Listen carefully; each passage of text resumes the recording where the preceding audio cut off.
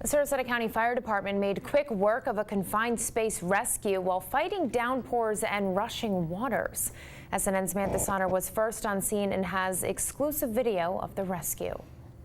He would have been below the water should we not have gotten him where he needed to be yet. A construction worker was in serious danger after being injured when a large pipe slipped on the corner of US 41 and 10th Street, trapping the worker underneath. As the fire trucks started coming in, the rain started pouring down. As the rains came in when we arrived, he was injured. We needed to get him out of there before the water started coming through. Unfortunately, that water was moving faster than we would hope for. Sarasota County's confined space rescue became a rapid extrication as they worked quickly to remove him and try to slow down the flowing water. And the water was filling up very rapidly, so we, in that whole area, the water raised up about 4 feet while we were there trying to effect the rescue.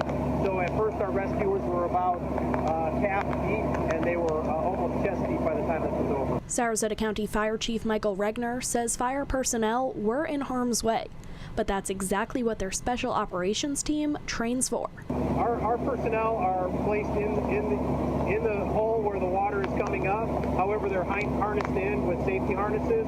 We have people on scene. We need additional resources to take care of that, but they're able to be removed from the area should there be a problem. No emergency personnel were injured during the rescue, and the construction worker was removed before he faced any additional injuries. His condition is unknown at this time.